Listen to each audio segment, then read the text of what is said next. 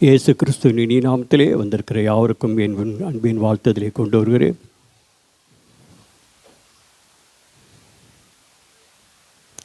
இன்றைய தலைப்பு உலகத்தில் ஒரு கிறிஸ்தவனின் அடையாளம் என்ன என்கிற ஒரு தலைப்போடு கூட இன்றைய வார்த்தையை உங்களோடு பகிர்ந்து கொள்வதிலே நம்மிலே நான் மகிழ்ச்சியாக இருக்கிறேன்.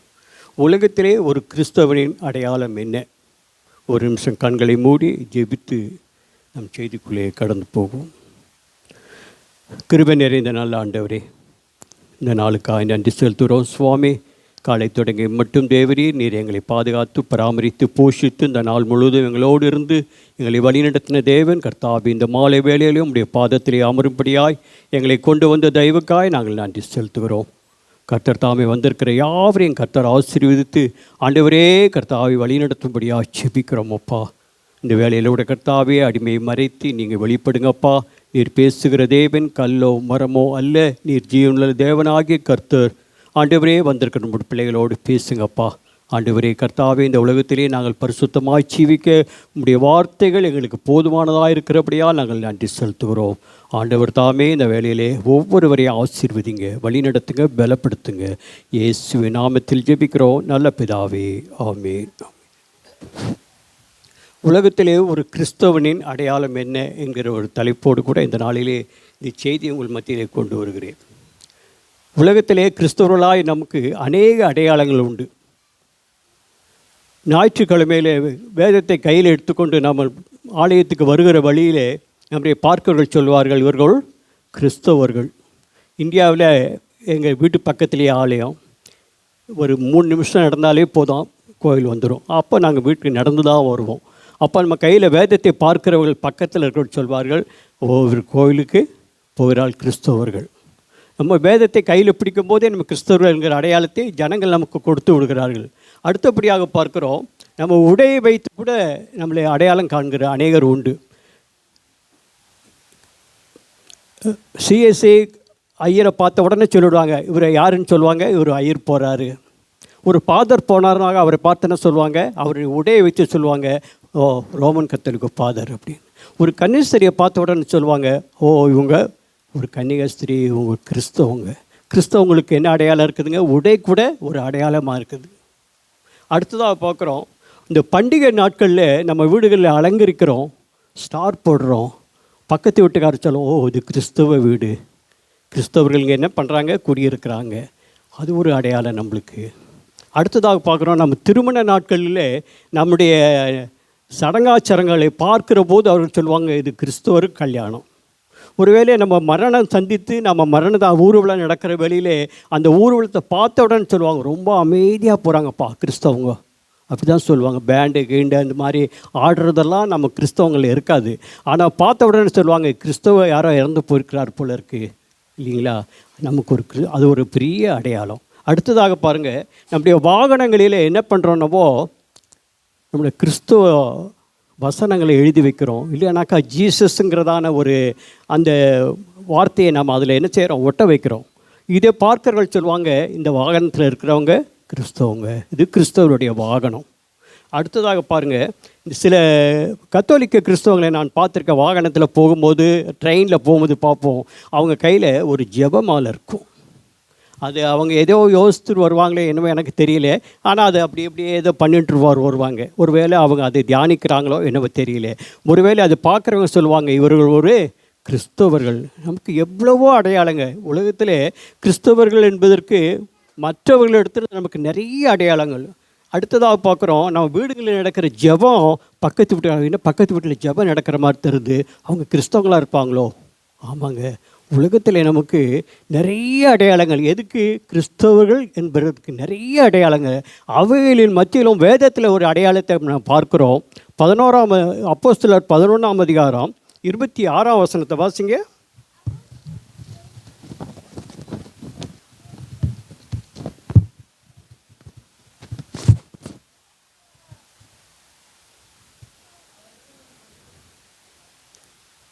அப்போஸ்தலர் 11:26.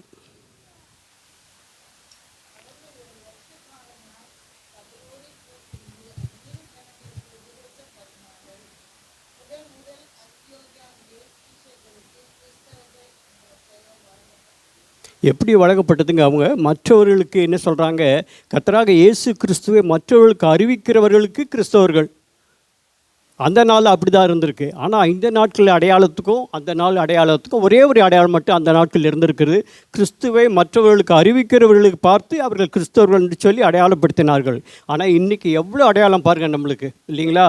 ஆமாம், ஒரு கிறிஸ்தவனுக்கு நிறைய அடையாளங்கள். இவைகளின் மத்தியில் கர்த்தராக இயேசு கிறிஸ்து நம்மக்கிட்ட இருந்து ஒரு அடையாளத்தை எதிர்பார்க்குறாருங்க. இந்த அடையாளம்லாம் கர்த்தருக்கு போதுமானதாக இல்லை. அவர் எதிர்பார்க்குற அடையாளமே வேறு. அவர் என்ன அடையாளம் எதிர்பார்க்குறார்? அப்போஸ்தலர் நடபடிக்கை புத்தகம் 9ஆம் அதிகாரத்துக்கு உங்கள் வேதத்தை திருப்பிக் கொள்ளுங்கள். இங்கே சவுல் என்கிறதான ஒரு மனுஷனை குறித்து சொல்லப்பட்டிருக்கிறது. இந்த மனுஷனை குறித்து ஆரம்பத்திலேயே சொல்லப்படுகிறது, சவுல் என்பவன் இன்னும் கர்த்தருடைய சீசரை பயமுறுத்தி கொலை செய்யும்படி சீரி பிரதான ஆசாரியரிடத்திற்கு போய், இந்த மார்க்கத்தாராகிய புருஷரையாகிலும் ஸ்திரீயாகிலும் நான் கண்டுபிடித்தால் அவர்களை கட்டி எருசலேமுக்கு கொண்டு வரும்படி தமஸ்கோவில் உள்ள ஜெப ஆலயங்களுக்கு நிறுவங்களை கேட்டு வாங்கினான் என்று எழுதப்பட்டிருக்கிறது. இவன் என்ன பண்ணிருக்கிறான் பாருங்கள், ஒரு துர்மார்க்கமான ஒரு மனுஷன்.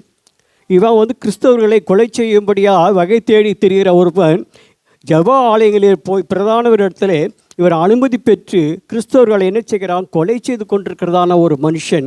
அப்படிப்பட்டதான ஒரு மனுஷனை கர்த்தர் சந்திக்கிறார் பாருங்கள். அடுத்த வருஷம் வாசிக்கிறேன்.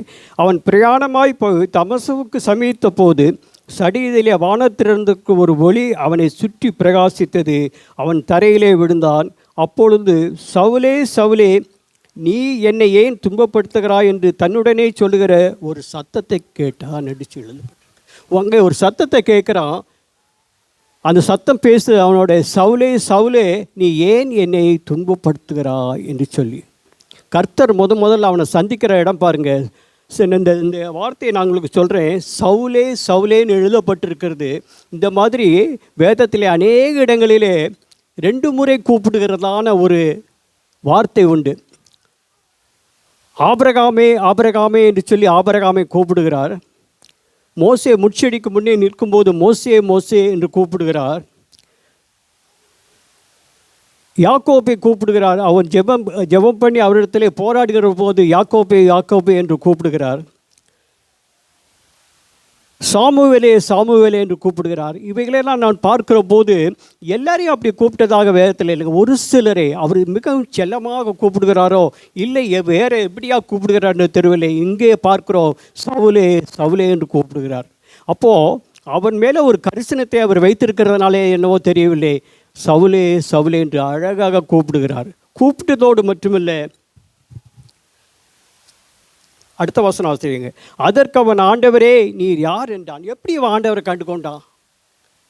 கிறிஸ்தவர்களை மட்டும் கண்டு கொண்டான். அவர்களை எல்லாம் கொலை செய்து கொண்டிருக்கிறதான ஒரு மனுஷன் இப்போ இந்த சத்தத்தை கேட்டவுடனே அவன் சொல்கிறான், ஆண்டவரே எப்படி உனக்கு தெரியும்? அதுதாங்க கர்த்தர் அந்த சத்தத்தை அவனுக்கு உணர செய்கிறார். அவன் கூப்பிடுகிற துணி வேறே, கர்த்தர் அவனை உருவாக்குகிற துணி வேறே, இல்லைங்களா? அவர் சொல்கிறார், அதற்கு அவன், ஆண்டவரே நீ யார் என்றான். அதற்கு கர்த்தர், நீ துன்பப்படுத்துகிற இயேசு நானே, முள்ளில் உதைக்கிறது உனக்கு கடினமாம் என்றார். அவனுடைய செய்கையை குறித்து அவனோடு பேசும்போது அவன் என்ன செய்கிறான், கர்த்தர் என்ன செய்கிறான், அறிஞ்சு கொள்கிறாங்க. அடுத்த வசனம் வாசிக்கிற பாருங்க. அவன் நடுங்கி திகைத்து, ஆண்டவரே நான் என்ன செய்ய சித்தமாக இருக்கிறீர் என்றான். இப்போ ஆகிட்டான், அவன் சரண்டர் ஆகிட்டான் அவ்வளோ சீக்கிரம் பாருங்கள். அவருடைய வார்த்தையை அவன் புரிஞ்சு கொண்டதுனால என்ன ஆகிட்டான்ப்பா, அவன் முற்றிலுமாக சரணடைஞ்சிட்டான். அடுத்ததாக வாசிக்கிறோம் பாருங்கள். அதற்கு கர்த்தர், நீ எழுந்து பட்டணத்துக்குள்ளே போ, நீ செய்ய வேண்டியது அங்கே உனக்கு சொல்லப்படும் என்றார். அவனோட கூட பிரயாணம் பண்ணின மனுஷர்கள் சத்தத்தை கேட்டும் ஒருவரையும் காணாமல் பிரமித்து நின்றார்கள். இப்போ சத்தத்தை மட்டும் கேட்குறாங்க கூட இருக்கிறவங்க. ஆனால் கர்த்தர் பார்த்தது யாருங்க? சவுல் மட்டும் கர்த்தரை பார்க்குறான். கர்த்தர் அவனுக்கு மட்டும் வெளிப்படுறாரு. இப்போ என்ன ஆகிட்டான் பாருங்கள், துர்மார்க்கமான மனுஷன் அவர் சத்தத்தை கேட்டு அவருடைய பார்த்தது நிமித்தமாக என்ன ஆகிட்டான், இப்போ அவனும் கிறிஸ்துவுக்குள்ளே வந்துட்டான். அடுத்த வசனம் சொல்லுது பாருங்கள். சவுல் தரையிலிருந்து எழுந்து தன் கண்களை திறந்தபோது ஒருவரையும் காணவில்லை. அப்பொழுது கையிலாக கொடுத்து அவனை தமஸ்கு கூட்டி கொண்டு போனார்கள். அவன் 3 நாள் பார்வை இல்லாதவனும் புசியாமலும் குடியாதவனுமாக இருந்தான். இப்போ அடுத்ததாக பார்க்குறோம், எடுத்தவனை என்ன ஆகிட்டார், அவர் பாஸ்டிங்குள்ளே வந்துட்டார். அவர் கர்த்தர் அவனை சந்தித்தார். அவன் கர்த்தரை பார்த்தான். இப்போ அடுத்ததாக என்ன ஆகிட்டான், அவன் என்ன ஆகிட்டான், இப்போ பாஸ்டிங்குள்ளே வந்துட்டார். அவ்வளோ சீக்கிரம் பாருங்கள், அந்த ஸ்டெப்பாக காரியங்களை அவனை கொண்டு கர்த்தர் நடத்துகிறார். அடுத்த வசனம் வாசிக்கிறேன், 10வது வசனம். தமஸ்குவிலே இப்போ ஒருத்தரை கர்த்தர் அவனுக்கு அடையாளம் காமிக்கிறார் பாருங்க. தமஸ்குவிலே அனனியா என்னும் பேரில் ஒரு சீசன் இருந்தான். அவனுக்கு கர்த்தர் தரிசனமாகி அனனியாவே என்றார். இப்போ ஒரு மனுஷனை இவனை சந்திக்கும்படியாக கர்த்தர் அனுப்புகிறாரு. இப்போது இந்த சவுலை எப்படி அடையாளம் காட்டுறார் பாருங்க. இந்த சவுலை கர்த்தர் அனனியாவுக்கு அடையாளம் காட்டும்போது அவன் உயரமாக இருப்பான், ஒரு லெவலில் அவன் குள்ளமாக இருப்பான், இந்த மாதிரி ட்ரெஸ் போட்டிருப்பான், அவன் முடி இப்படி இருக்கும், அவன் காலில் செருப்பு அணிஞ்சிருப்பான். இந்த மாதிரி ஒரு அடையாளத்தை சொல்லலைங்க. கர்த்தர் என்ன அடையாளத்தை கொடுக்குறாரு தெரியுங்களா அவனுக்கு? வாசிங்க அதை. 10வது வசனம்.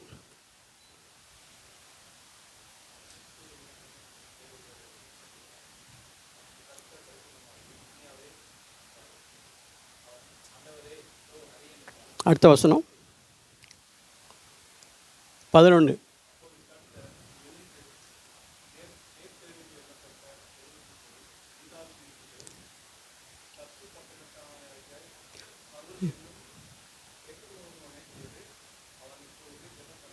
என்ன பண்ணுவாங்க? அவன் ஜெபம் பண்ணுறாங்க. கர்த்தர் முதலாக ஒரு சந்தித்த மனுஷனுக்கு கர்த்தர் என்ன சொல்கிறாருங்க? அவன் ஜெபிக்கிற மனுஷன்.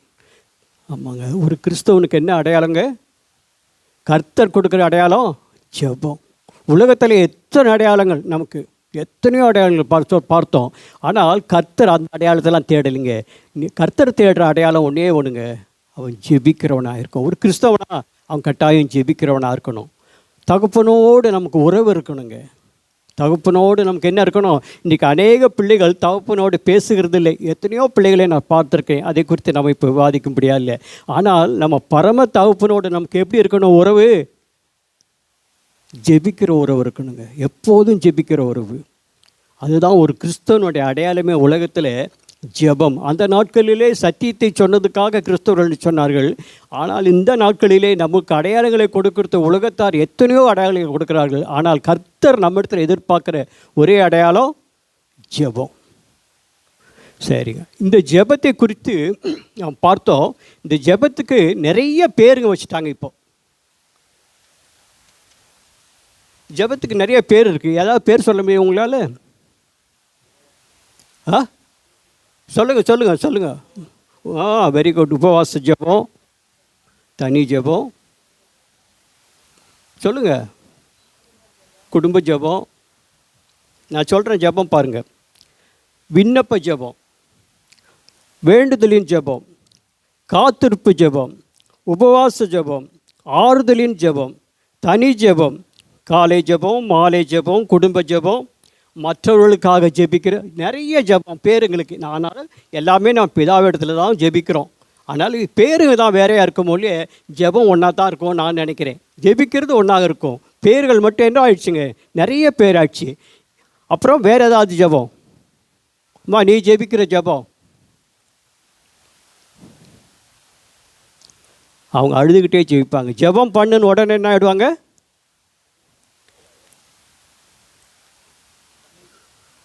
கரெக்டாக சொல்ல. என்ன ஜெபங்க? கண்ணீர் ஜெபம்னு ஒன்று இல்லை. என்ன இல்லைங்க?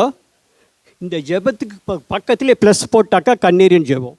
நீங்கள் விண்ணப்பம் ஜெபம் போடும்போதும் கண்ணீரோடு ஜெபிக்கலாம், வேண்டுதலும் ஜெபம் போதும் கண்ணீரோடு ஜெபிக்கலாம். கண்ணீருக்குன்னு ஒரு ஜெபம், கண்ணீர் ஜெபம்னு ஒன்று இல்லை. இந்த ஜெபத்துக்கு கூட என்ன பண்ணுங்க, ப்ளஸ் போட்டு கண்ணீர் விட்டிங்கனாக்கா கண்ணீரின் ஜெபம். அது சேர்ந்து தான் ஜெபம். இதுக்கு தனியாக ஜெபம் கிடையாது. அழுகையின் ஜெபம், கண்ணீர் ஜெபம், இது சேர்ந்து தான். இந்த ஜெபங்களோடு சேர்ந்து தான் அந்த ஜெபமும். இப்போ பாருங்கள், அப்படி நம்ம இந்த கண்ணீரின் ஜெபத்தை செஞ்ச ஒரு சகோதரியை சொல்லுங்கள். கண்ணீர் விட்டு ஜெபித்தது யாருங்க?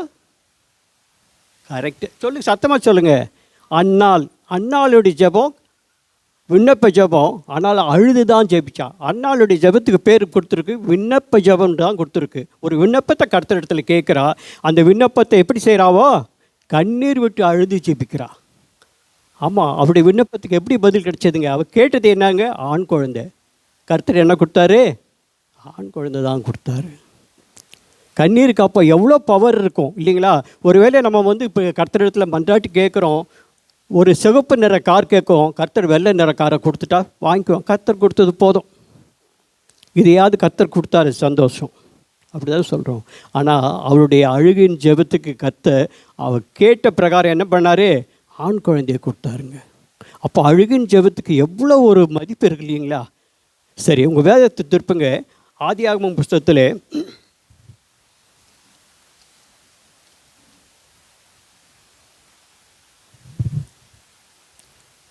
ஆதியாகமம் 21:14 முதல் 19 வரை வாசிக்கலாம். ஆதியாகமம் 14ஆம் அதிகாரம்.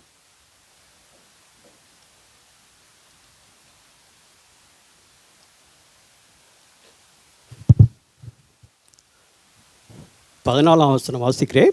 ஆபிரகாம் அதிகாலையில் எழுந்து அப்பத்தையும் ஒரு துரு தண்ணீரையும் எடுத்து ஆதாருடைய தோளில் மேல் வைத்து பிள்ளையும் ஒப்பு கொடுத்து அவளை அனுப்பிவிட்டான். இந்த சரித்திரம் உங்களுக்கெல்லாம் தெரிஞ்சிருக்கும் இல்லைங்களா? ஆபிரகாம் வந்து இந்த அடிமை பெண்ணை வீட்டை விட்டு துரத்துறாரோ இல்லை வெளியே அனுப்பி வைக்கிறாரோ தெரியல. மொத்தத்தில் என்ன பண்ணுறாரு? ஒரு துருத்தி தண்ணீர் எடுத்து தோல் மேலே வச்சு அவளை என்ன பண்ணுறாரு? குழந்தையோட வெளியே அனுப்பிச்சிடுறாரு இல்லைங்களா? இந்த அம்மா வந்து, இந்த ஆபிரகாம் ஒரு பெரிய ஐஸ்வர்வான். இந்த அம்மாவை வெளியே ஒரு துருத்தி தண்ணீரோடு அனுப்புறதை காட்டிலும் இவன் ஒரு ஒட்டகத்து மேலே ஒரு பெரிய டேங்கை வச்சு கட்டி அனுப்பிச்சிருக்கலாம். அவ்வளோ ஒரு பெரிய ஒரு பணக்காரன் இல்லைங்களா? ஐஸ்வர்யவான்னு சொல்லி அவனை எழுதப்பட்டிருக்கிறது. ஆனால் அவருடைய மனைவியின் பேச்சை கேட்டு என்ன பண்ணுறான்? ஒரு துருத்தி தண்ணீரோடு வச்சு அனுப்பிச்சிட்றான். ஆனாலும் இந்த அம்மா பண்ணுறாங்க பாருங்கள், அதை பிடிச்சி கவலைப்படாமல் அந்த அம்மா என்ன பண்ணுறாங்க? புறப்பட்டு பேர்சோபாவின் வனாந்திரத்திலே அலைந்து திரிகிறாங்க. எங்கே போகிறதுன்னு தெரியல. இப்போ இந்த அம்மா என்ன பண்ணுறாங்க? வனாந்திரத்தில் அலைஞ்சு திரிகிறாங்க. இப்போ துருத்தியில் இருந்த தண்ணீர் செலவழிந்த பின்பு அவள் பிள்ளையை ஒரு செடியின் கீழே விட்டு, பிள்ளை சாகிறதை நான் பார்க்க மாட்டேன் என்று எதிராக அம்பு பாயும் தூரத்தில் போய் உட்கார்ந்து சத்தமிட்டு அழுதாளுங்க. அவ கிறிஸ்தவ கிடையாது. எனக்கு தெரிஞ்ச அவள் முஸ்லீம்னு நினைக்கிறேன். எஸ், ஆகார் முஸ்லீம், எகிப்திய பொண். ஓகே, எகிப்திய பொண். அவள் வந்து இஸ்ரவேலர் அல்ல. ஆனாலும் அவளுடைய அழுகையை கர்த்தர் கேட்டாருங்க. அவளுடைய அழுகை என்ன செய்கிறாரு? கர்த்தர் கேட்குறாரு. உடனே என்ன பண்ணுறாரு? அவர் ஒரு தூதனை அனுப்புகிறார். பாருங்க, தேவன் பிள்ளையின் சத்தத்தை கேட்டார். தேவதூதன் வானத்திலிருந்து ஆகாரை கூப்பிட்டு, ஆகாரே, உனக்கு சம்பவித்தது என்ன? பயப்படாதே, பிள்ளை இருக்கும் இடத்துல தேவன் அவர் சத்தத்தை கேட்டாருங்க. ஒரே ஒரு சத்தம், தேவதூதர் வந்து நிற்கிறான். அதோடு மட்டும் இல்லை, அந்த சத்தத்தை யார் கேட்டதாம்? கர்த்தர் கேட்டாருங்க. ஒரு அழுகைக்கு பாருங்க எவ்வளோ பவர் இல்லைங்களா? வானத்துக்கு கேட்குற அளவுக்கு நம்ம சத்தம் வந்து இங்கே கத்தனாக்கா வெளியே கூட போகாது இல்லைங்களா? வெளியே கூட போகாது. ஆனால் இந்த வனாந்தரத்தில் கத்துறா. வனாந்தரம் எவ்வளோ பெருசாக இருந்திருக்கும். அந்த வனாந்தரத்தில் கேட்ட அந்த அழுகின் சத்தத்தை கேட்டு தேவதூதன் எங்கேருந்து வந்திருப்பார்? அவர் கர்த்தர் இடத்துலேருந்து வந்திருப்பார். எவ்வளோ உயரம்! இன்றைக்கி சத்தம் போட்டால் மேலே போகுமா? ஸ்பீக்கர் வச்சு கட்டினா கூட போகாது. இந்த அழுகை கேட்டு ஓடி வந்தான்னு சொன்னாக்கா, இந்த அழுகினுடைய வார்த்தைக்கு எவ்வளோ ஒரு பெரிய மரியாதை இருக்குது பாருங்கள். கர்த்தர் எப்படி கேட்குறா பாருங்கள். அப்போது இந்த ஆகாரேன்னு ரட்சிக்கப்பட்டாலும் என்னவோ தெரியல, ஆபிரகாமுடைய சந்ததி என்கிற ஒரே காரணத்துக்காக கர்த்தர் தேவதூதனை அனுப்பி அவளை விசாரிப்பார். ஆனால் நம்முடைய சத்தத்துக்கு, அழுகின் சத்தத்துக்கு எவ்வளோ வல்லமை இருக்குங்க, எவ்வளோ வல்லமை இருக்கும். நம்ம அழுது ஜெபிச்சா கர்த்தர் கேட்காம விட்டுருவாரா? கட்டாயம் கேட்பாருங்க. நம்முடைய விண்ணப்ப ஜெபத்தில் நம்ம அழுது ஜெபிக்கும்போது கட்டாயம் அதுக்கு ஒரு பதிலை கர்த்தர் கொடுக்குவார். அப்படிப்பட்ட கர்த்தரை தான் நம்ம ஆராதிக்கிறோம். வாசிக்கிறோம் பாருங்கள். அவள் எழுந்து பிள்ளையை எடுத்து அவளை உன் கையினாலே பிடித்து கொண்டு போ. கர்த்தர் எவ்வளோ தைரியம் கொடுக்குறாரு பாருங்க. அவளை பெரிய ஜாதி ஆக்குவேன். உடனே ஒரே வார்த்தை, பயப்படாதே. அந்த வார்த்தை நான் அடிக்கடி படிக்கிறேன். 17ஆம் வசனத்தில் இருக்குது, பயப்படாதே. நமக்கு யார் தைரியம் சொல்லுவாங்க? உலகத்தார் தைரியம் சொல்ல மாட்டாங்க. நம்முடைய காரியங்கள் கெட்டு போகிற நேரத்துலையோ, நமக்கு பலவீனம் வர நேரத்துலையோ பக்கத்து வீட்டுக்காரோட நமக்கு வந்து உதவ மாட்டான். பயப்படாதே ஒருத்தர் சொல்கிறதுக்கு யாரும் இல்லை. கர்த்தர் வானத்திலிருந்து தேவதூதனை அனுப்பி பயப்படாதே. இந்த வார்த்தை எவ்வளோ பெரிய வார்த்தை தெரியுங்களா? அதோடு மட்டும் இல்லைங்க, தேவன் அவளுடைய கண்களை திறந்தார். அப்பொழுது அவள் ஒரு தண்ணீர் துறவை கண்டு போய் துருத்தியிலே தண்ணீரை நிரப்பி பிள்ளைக்கு கொடுத்தாள். இப்போ என்ன ஆயிடுச்சு? அவளுடைய பிரச்சனை என்ன ஆயிடுச்சு? தீர்ந்து போச்சு. பயப்படாதேன்னு சொன்ன கர்த்தர் அவருடைய பிரச்சனையை ஒரு செகண்டில் தீர்க்கிறார். எதுக்காக? அந்த அழுகிற சத்தத்தை கேட்ட உடனே கர்த்தர் மனமிறங்கி ஒரு தூதனை அனுப்பி அவருடைய பிரச்சனையை தீர்த்தாருங்க. இன்றைக்கி அப்படிப்பட்ட கர்த்தரை நம்ம ஆராதிக்கிறோம். கர்த்தர் அதே விதமாய் நமக்கு செய்வார். நம்ம ஜெபிக்கிறதோடு மட்டுமில்லை, நம்ம கண்ணீர் விட்டு கர்த்தர் இடத்துல கதறும்போது கர்த்தர் உண்மையாகவே ஒரு தூதனை அனுப்புவார். நம்முடைய எல்லா தேவைகளையும் சந்திக்க கர்த்தர் எப்பொழுதும் ஆயத்தமாக இருக்கிறார். திரும்ப வேறு ஒரு காரியத்தை கூட சொல்கிறேன். அதற்கு முன்னதாக நான் 1919 நினைக்கிறேன், பெங்களூர் பட்டணத்துக்கு போயிருந்தபோது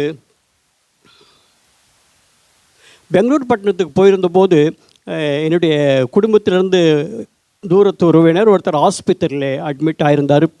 வேலூர் ஆஸ்பத்திரி சிஎம்சியில்.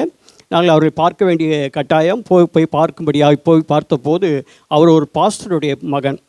எலக்ட்ரிக் போலில் ஏறி அடிபட்டு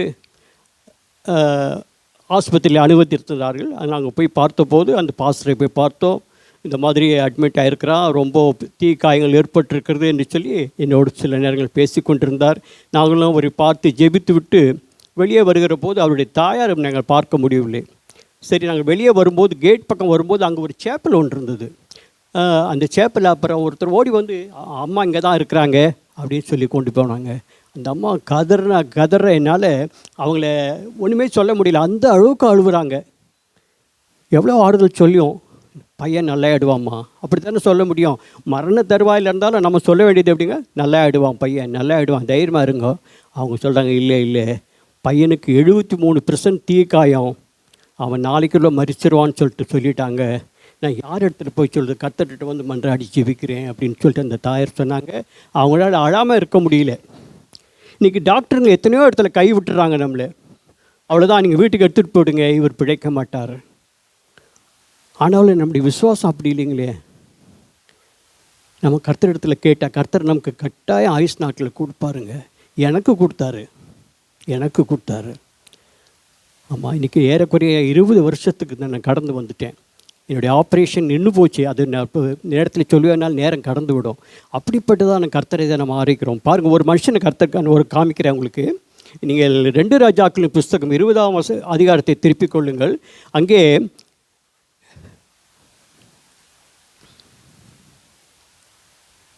ஏசையா தீர்க்கதரிசி இடத்துல கர்த்தர் ஒரு காரியத்தை சொல்கிறார்.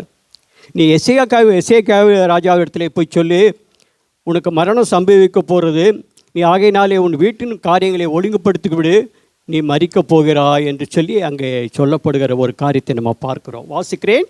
அந்நாட்களிலே எசேக்கியா வியாதிப்பட்டு மரணத்துக்கு ஏதுவாயிருந்தான். அப்பொழுது ஆமோஸின் குமாரனாகிய ஏசாயா என்னும் தீர்க்கதரிசி அவனிடத்தில் வந்து அவனை நோக்கி, நீர் உமது வீட்டு காரியத்தை ஒழுங்குபடுத்தும், நீர் பிழைக்க மாட்டீர், மரித்து போவீர் என்று கர்த்தர் சொல்கிறார் என்று சொல்கிறார். இப்போ என்ன சொல்லிட்டாங்க? எசேக்கியா ராஜா மரித்து போக போகிறார். நம்ம என்ன சொல்லுவோம்? ஒன்றும் செய்ய முடியாது, டாக்டர் கைவிட்டுட்டாருன்னா என்ன ஆவாங்க? அதோடு சரி, நம்ம அழுது தான் புலம்ப தான் முடியும். ஆனாலும் இந்த ராஜா அப்படி விடலைங்க. அடுத்த வசனம் வாசிங்க. அப்பொழுது எசேக்கியா நம்ம தன் முகத்தை சுவர்புறமாக திருப்பி கொண்டு கர்த்தரை நோக்கி, யாரை நோக்கிங்க? மனுஷர்கிட்ட சொல்லலை, அவன் கர்த்தரை நோக்கி,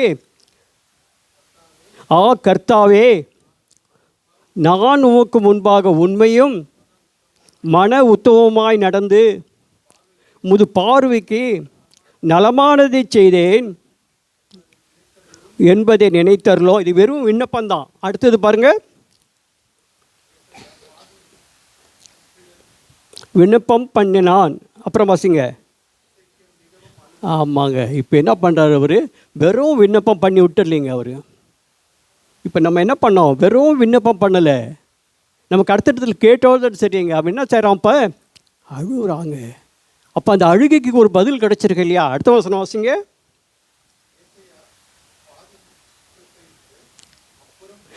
ஏசேயா பாதி முற்றத்தை விட்டு அப்புறம் போகிறதுக்கு முன்னே கர்த்தருடைய வார்த்தை அவனுக்கு உண்டாகி அவர் சொன்னது, நீ திரும்பி போய் அதிபதியாகிய எசேக்கியாவை நோக்கி கர்த்தர் சொல்லுகிறது என்னவென்றால், என்னத்தை கேட்டங்க? விண்ணப்பத்தை கேட்டேன், போதங்க உன் கண்ணீரை கண்டேன். இப்போ கர்த்தர் என்ன கேட்டாருங்க? அவருடைய விண்ணப்பத்தை கேட்டார், அதோட விட்டு இல்லைங்க, அவருடைய கண்ணீரை கண்டார். இப்போ அழுது ஜெபிச்சிருக்கிறான் அவன், இல்லைங்களா? அவன் வெறும் விண்ணப்பம் பண்ணலை, அழுது ஜெபிச்சிருக்கிறான். அப்போ விண்ணப்பம் கேட்கப்பட்டது மட்டும் இல்லைங்க, அதுக்கு பதில் கிடச்சிருக்கா? வாசிங்க. இதோ ஃபஸ்ட்டு என்ன சொல்கிறாருங்க? நான் உன்னை குணமாக்குவேன். பதில் பாருங்கள், உடனே அழுகையின் ஜெபத்துக்கு எப்படி பதில் கிடைக்குது பாருங்கள். நான் உன்னை என்ன செய்வேன்? குணமாக்குவேன். அப்புறம் 3ஆம் நாளிலே நீ கர்த்தருடைய ஆலயத்துக்கு போவாய். அடுத்த வசனம், உன் நாட்களோடு 15 வருஷங்களை கூட்டுவேன். ஹல்லேலூயா! கர்த்தர் எவ்வளோ பெரியவர் பாருங்கள். ஒரு அழுகையின் ஜெபத்துக்கு எப்படி பதில் கிடைச்சது பாருங்கள். 15 வருஷம் அவனுடைய ஆயுஷ் நாட்களை கூட்டினார். இது உலகத்தில் நடக்கிற காரியம் இல்லைங்க, உலகத்தில் நடக்காது, உலக மனுஷன் செய்ய முடியாதுங்க. உங்களுடைய அழுகையினுடைய காரியத்துக்கு கர்த்தர் எவ்வளோ பெரிய பதில் கொடுக்குறார் பாருங்கள். 15 வருஷம் ஆயுஷ் நாட்களை கூட்டி கொடுத்துருக்கிறார். அப்படிப்பட்ட தேவனை நாம் விசுவாசிக்கிறோங்க. ஆக நாம் ஜெபிக்கிறதோடு மட்டும் இல்லைங்க. நான் சிஎஸ்ஐ பின்னணியில் வந்தவன். என்னுடைய பின்னணி சிஎஸ்ஐ. 33 வருஷம் அங்கே தான் இருந்தேன். போதகர் என்ன செய்வாருங்க? புக்கில் இருக்கும், அதை தான் படிக்குவார். நம்ம அதுக்கு ஆமேன்னு சொல்லுவோம். அப்போது என்னுடைய ஜெப ஜீவித்துக்கும் இவங்களுடைய ஜெப ஜீவித்துக்கும் ரொம்ப வித்தியாசம். அவங்க ஆவிக்குரியலில் வந்துட்டாங்க, என்னுடைய அடித்தளம் கொஞ்சம் கம்மி தான். ஆகையினால நாங்கள் ரெண்டு பேரும் சேர்ந்து ஜெபிக்கும் போது அவங்க ஜெபிக்கிறதுக்கு போதே ஆட ஆரம்பிச்சிடுவாங்க. எனக்கு ஜெபமே பண்ண வராது, கொஞ்சம் கஷ்டமாக தான் இருக்கும். ஆகையில் அப்படி தான் இருந்தது. நான் சில சமயத்துக்கு சொல்லுவேன், கொஞ்சம் அழுகை நிற்க வச்சிடாமல் என்னால் ஜெபிக்க முடியலன்னு. ஆனாலும் வல்லமையான அவங்க ஜெபத்துக்கு முன்னால் நான் கொஞ்சம் கம்மி தான். அவங்க ஜெபத்துக்கு பதில் கிடச்சிடும்னு நினைக்கிறேன். என்னுடைய ஜெபம் கொஞ்சம் கம்மி, ஆனாலும் நானும் கற்றுக்கொண்டேன். கர்த்தருடைய சமூகத்தில் நான் பாட்டு ரொம்ப நல்லா பாடுவேன். ஆனாலும் அது பெருமையாக சொல்லலை, எனக்கு பாட்டு ரொம்ப இஷ்டம். இந்த கீர்த்தனை பாட்டு, அந்த பாட்டுலாம், அந்த பாட்டுகளை பாடும்போது என்னை அறியாமல் என் கண்ணிலேருந்து தண்ணி வந்துடும். ஏன்னுச்சுன்னா கர்த்தர் என்னை தாழ்விலிருந்து உயர்த்தினாருங்க. ஒரு பாட்டு இப்போ சமீபத்தில் இருக்க, அந்த பாட்டு என்னை பாடும்போதெல்லாம் என்னால் அதை என்ன செய்ய முடியாது, அந்த பாட்டை முழுமையாக கூட பாட முடியாது. என் தாழ்வியில் என்னை நினைத்தவரே அப்படிங்கிற ஒரு பாட்டு நான் அதை அடிக்கடி பாட ஆரம்பிச்சிட்டேன் இப்போ. ஏன்னாக்கா நான் அப்படி தான் இருந்தேன். என் தாழ்வில் நினைத்தவரே, அது வரல. அந்த மாதிரி ஒரு அருமையான பாடுங்களை பாடும்போது நம்மளை அறியாமல், ஏன்னாக்கா நம்ம இருந்தது அடிமட்டம். இப்போ கர்த்தர் இங்கே கொண்டு வந்திருக்கிறாருனாக்கா அதுக்கு அந்த கண்ணீரின் ஜெபம் எனக்கு ரொம்ப பிரயோஜனமாக இருக்கும். ஆகையினாலே இந்த எசேக்கியா பாருங்கள், கண்ணீர் விட்டு அழுது ஜெபிச்சான். கர்த்தர் அவனுக்கு எத்தனை வருஷம் கொடுத்தாருங்க? 15. பாகையை திருப்பினாருன்னு வேதத்தில் இருக்குது. அது வரைக்கும் நான் போல அவன் இந்த கடிகாரத்தை என்ன சொல்கிறாருங்க? அவனுக்காக வேண்டியே திருப்புறாருங்க. ஆமாங்க, நம்முடைய கண்ணீருக்கு கர்த்தருடைய பதிலுங்க வெகு சீக்கிரம். நம்ம வெறும் ஜெபம் பண்ணால் போதாது, கண்ணீர் விட்டு அழுது ஜெபிக்கும் போது கர்த்தர் உண்மையாகவே நம்ம ஜெபத்தை கேட்பார். நம்ம பதில் கொடுக்குற ஒரு தேவனுங்க. நான் கடைசியாக ஒரு காரியத்தை சொல்லி முடிக்கிறேன். யாத்திராகமம் புஸ்தகம் 2ஆம் அதிகாரத்துக்கு திருப்பிக் கொள்ளுங்கள். நான் முடிச்சிடுறேன் கொஞ்ச நேரத்தில்.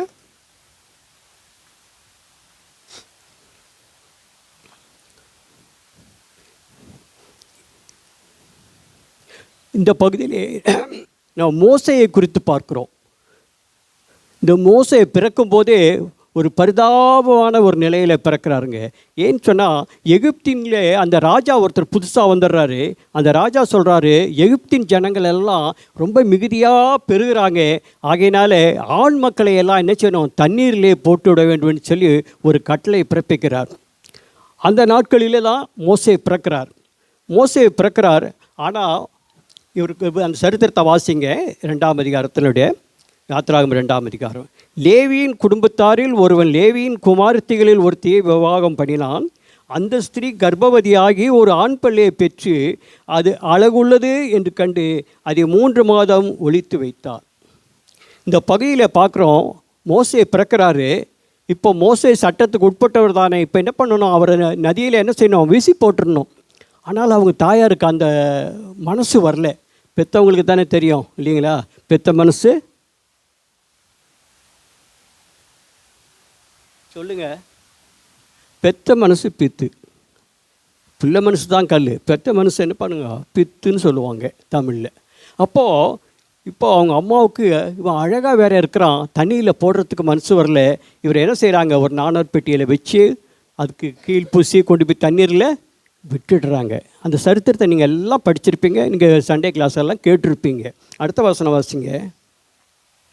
2ஆம் வசனம் திரும்ப வாசிக்கிறேன். அந்த ஸ்திரீ கர்ப்பவதியாகி ஒரு ஆண் பிள்ளையை பெற்று அது அழகுள்ளது என்று கண்டு அதை 3 மாதம் ஒழித்து வைத்திருந்தால், அவள் அதை அப்புறம் ஒழித்து வைக்கக்கூடாமல் ஒரு நாணர் பெட்டியை எடுத்து அதற்கு பிசினும் கீழும் பூசி அதில் பிள்ளையை வளர்த்தி நதியோரமாய் நாணலுக்குள்ளே வைத்தாள்.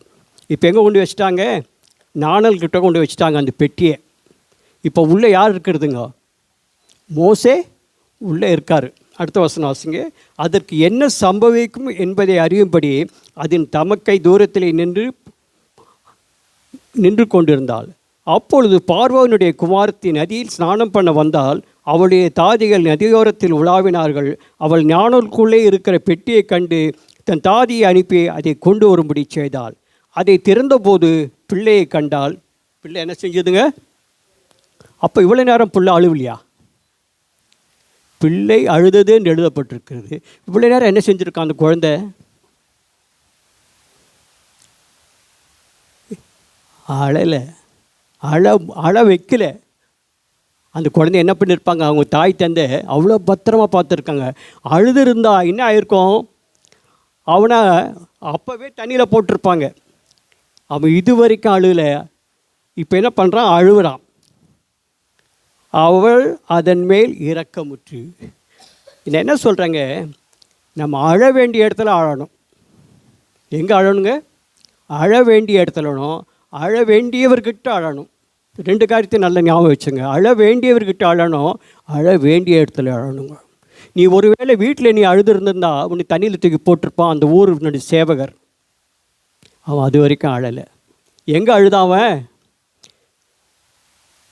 அந்த ராஜகுமாரி பார்த்த பிறகு தான் அழுகிறான். அது வரைக்கும் அவன் அழுதாக எழுதப்படலை. அப்போது அழ வேண்டிய இடத்துல அழணும், அழ வேண்டியவர்கிட்ட நீங்கள் அழணும். அவங்க அக்கா என்ன செய்கிறாங்க பாருங்கள். பிரச்சனை யாருக்கு? இப்போது மோசேக்கு பிரச்சனை. இப்போ அவனை கொண்டு போகிறாங்க, நதியிலையும் போட்டாங்க, கொண்டு வந்து தப்பிக்கிறதுக்கு வழியில். அவங்க தங்கச்சி அவங்க அக்கா எங்கே இருக்கிறாங்க?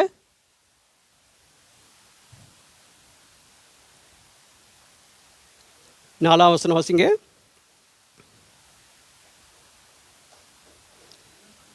அதற்கு என்ன சம்பவிக்கும் என்று அறியும்படி. ஆமாம், நமக்கு பிரச்சனை வரும்போது நம்ம குடும்பத்தார் தூரம் தாங்க. நமக்கு பிரச்சனை வரும்போது அவங்களால ஒன்றும் செய்ய முடியாது, அவங்க தூரமாக இருந்து தான் பார்க்கணும். பிரச்சனையை யார் கண்டு கொள்வார், யார் நமக்கு தீர்ப்பாங்க? ஆண்டவரை விட்டால் வேறு யாரும் இல்லைங்க. நீங்கள் அழ வேண்டிய இடத்துல அழணும். ஒருவேளை வீட்டில் அழுதுருந்தனாக்கா நதியில் போட்டு நேரம் அவனை கொண்டுட்ருப்பாங்க. அழ வேண்டிய இடத்துல அழணும், அழ வேண்டியவர்கிட்ட நீங்கள் அழணும். அது ஆண்டவருடைய சமூகம், ஆண்டவருடைய ஆலயத்தில் வந்து அழுங்க, கர்த்தருடைய சமூகத்தில் அழுங்க, கர்த்தர்கிட்ட அழுங்க. உங்கள் பிரச்சனை தீர்க்கனா மற்றவங்ககிட்ட சொல்லி யாரும் உங்கள் பிரச்சனையை தீர்த்துட முடியாதுங்க. பிரச்சனையை தீர்க்கிறவர் கர்த்தராக இயேசு கிறிஸ்து மட்டுமே. அழ வேண்டிய இடத்துல அழணும், அழ வேண்டியவர்கிட்ட அழணும். அதுதான் இந்த பகுதியில் நம்ம கற்றுக்கொள்கிறதுங்க. அவங்க அம்மா வீட்டில் இருந்திருப்பாங்க இல்லைங்களா? அவங்க அம்மா வந்திருந்தால் அவங்க அம்மாவை என்ன சொல்லியிருப்பாங்க, கொண்டுட்ருப்பாங்க. ஏன் இது இந்த குழந்தைய எங்ககிட்ட கொடுக்கலங்கிறதுக்காக வேண்டி. அவங்க அம்மா வீட்டில், அவங்க அக்கா தூரத்தில். இவ அழுதது யார்கிட்ட? ராஜகுமாரிக்கிட்ட. அழ வேண்டிய இடத்துல அழணுங்க, அழ வேண்டியவர்கிட்ட நம்ம அழணும். ஆகையினாலே கர்த்தர் இன்றைக்கி நம்மோடு கூட பேசுகிற காரியம் இது தாங்க. ஜெபம் நம்ம எல்லோரும் பண்ணுறோம். இந்த ஜெபத்தை எப்படி பண்ணணும் அப்படிங்கிறத கர்த்தர் இன்றைக்கி நமக்கு வெளிப்படுத்துகிறாரு. அழுகின் ஜெபத்துக்கு என்ன கிடைக்கும்? ஒரு நல்ல பதில் கிடைக்குங்க. சாதாரண ஜெபத்துக்கும் அழுகின் ஜெபத்துக்கும் இந்த இன்னும் அதே காரியங்கள் உண்டு. நேரம் இல்லாதபடி நான் இதோடு சரி நான் முடிக்கிறேன். கர்த்தர் நம்முடைய காரியங்கள் எல்லாத்தையும்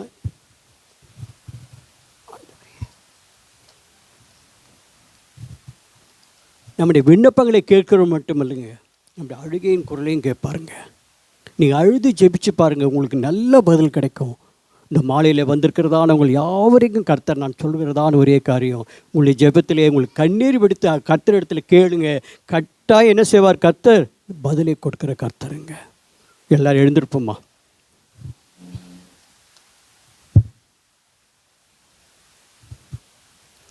நம்ம இப்பொழுது ஜெபித்து முடிக்க போகிறோம்.